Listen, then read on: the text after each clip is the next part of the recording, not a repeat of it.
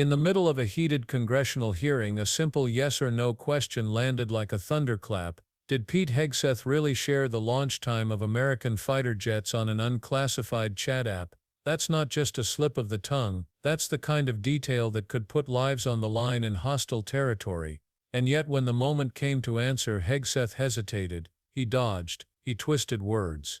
What unfolded wasn't your ordinary exchange. It was a battle over truth, accountability, and whether powerful insiders are held to the same rules as everyone else. Congressman Seth Moulton wasted no time. He pressed Hegseth hard, asking if those details came straight from Central Command.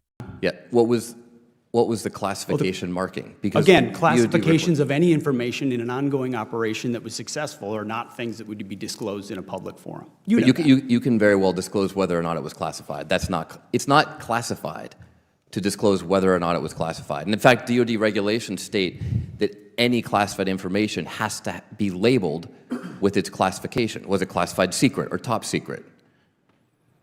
What's not classified is that it was an incredibly successful mission against the Houthis. Okay, so it was classified. So are you trying to say that the information was unclassified?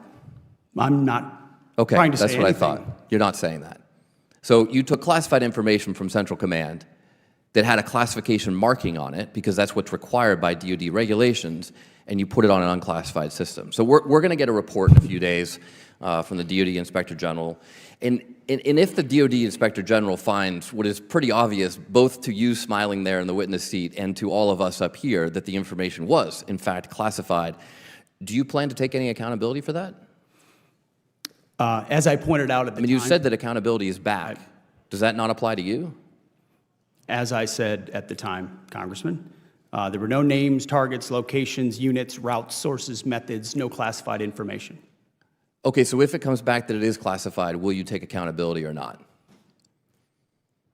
You've already admitted that it was classified because everything you get from CENTCOM is classified. You just explained that to me. That's how you justified not answering the question. Not what I said. I didn't confirm any classification or Okay, so if it is what confirmed, I know is that will you take everything accountability? I share, everything I talk about, Mr. Secretary, does accountability apply to you or not? Is classified whether I talk or not. Does it apply to you or not? Does what apply to me? Accountability.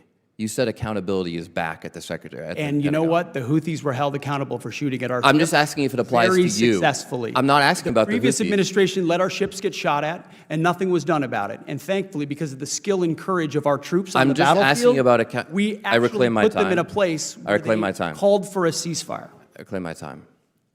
I'm just asking if accountability applies to you. It's a very simple question. We use leadership by example. Of course.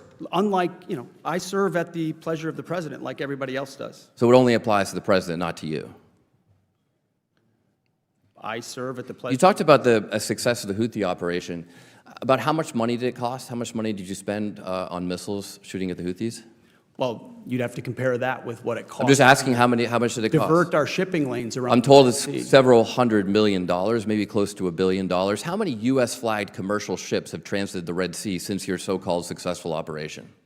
Well, thankfully, unlike the previous administration, the answer is zero. Military vessels transit. No, I didn't ask about military vessels. I asked about commercial vessels. Which would be the precursor for how many commercial vessels? Transit. It's been several weeks. How many commercial vessels, U.S. flagged, have transited the Red Sea? Would you, Mr. Congressman, put civilian ships The through questions the dam are not to me, military Mr. Secretary. ships? They're to you. We have responsibly put military The answer ships is zero. through first. I reclaim my time.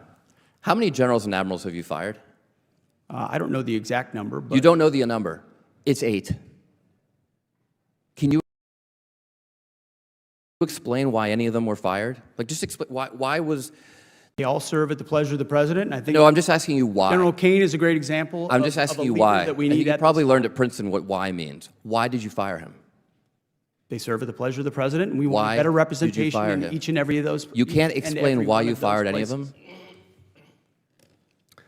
Gentleman's time's expired. Chair, and Think about what that means. Central Command is at the core of U.S. military operations in the Middle East. If launch times for F-18s were casually passed along and then posted in a chat where enemies could in theory intercept them, that's not just sloppy, that's potentially catastrophic.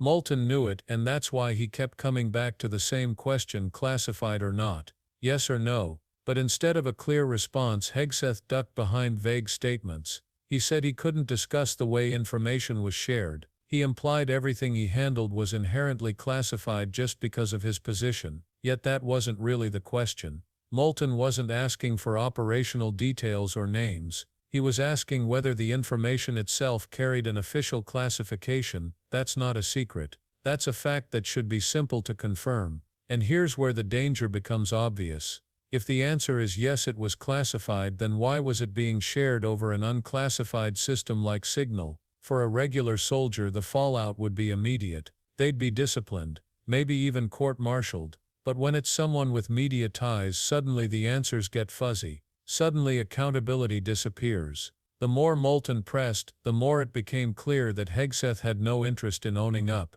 He smiled, dodged, and deflected. He said it was a successful mission and wanted to change the subject. But success in the field doesn't erase questions about how classified information was handled. The rules exist to protect people, not to protect reputations.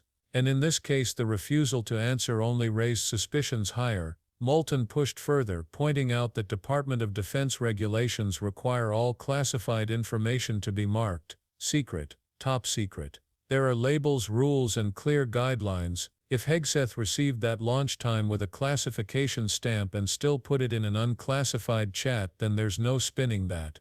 That's a violation. And yet Hegseth would not confirm or deny. Instead, he retreated into word games, trying to hide behind the fog of ongoing operations and successful strikes. This wasn't just about one mission, it was about whether the Pentagon is feeding intel to media personalities for the sake of headlines. It was about whether our most guarded military operations are being turned into talking points for cable news segments. And if that's the case, the question isn't just about Pete Hegseth, it's about a culture that treats national security like entertainment. Then came the issue of cost. Moulton shifted gears and asked the next hard question: how much money did this so-called successful operation against the Houthis actually cost? The answer wasn't comforting. Reports suggested hundreds of millions, maybe even close to $1 billion.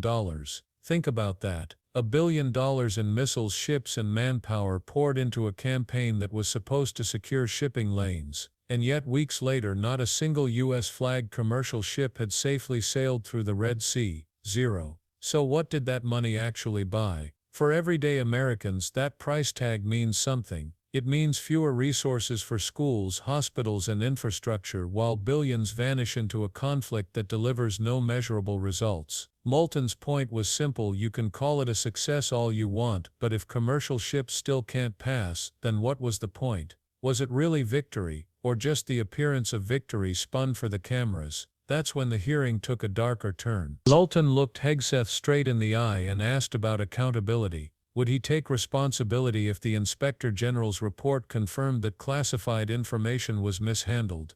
It was a moment that called for honesty, but once again Hegseth sidestepped. He claimed accountability was back under his leadership, yet when asked if it applied to him personally, he froze. He said he served at the pleasure of the president, as if that excused him from basic responsibility. This was the breaking point. Because accountability isn't supposed to be selective. It isn't supposed to stop at the rank of secretary or media figure. If a young lieutenant leaked classified launch times, their career would be over. Yet here was a man dodging accountability in plain sight, and no one was stepping in. That double standard is what made the exchange so powerful. It wasn't just about one mission. It was about fairness, transparency, and whether the rules apply equally to everyone. Moulton hammered on, asking about the generals and admirals who had been fired and their Hegseth's watch. 8 had been dismissed, and when pressed on why, Hegseth couldn't or wouldn't say. He brushed it off, saying they served at the pleasure of the president. But that wasn't the question. The question was why. Why were those leaders removed? What failures were they held accountable for? Was it incompetence, corruption, or simply politics? His silence spoke volumes. And here's where the bigger picture comes into focus. We've got hundreds of millions of dollars spent, classified information possibly mishandled, generals dismissed without explanation, and a hearing room where every question meets a wall of deflection. This isn't just about Pete Hegseth anymore. This is about a system that shields insiders while holding ordinary service members to impossible standards. Think about what that says to the troops risking their lives. If they make a mistake, they pay the price instantly. But if a media-connected official does the same or worse, it gets brushed aside. That double standard erodes trust, not just in leadership, but in the very idea of accountability. It creates a culture where the rules aren't rules at all. They're suggestions applied only to those without power.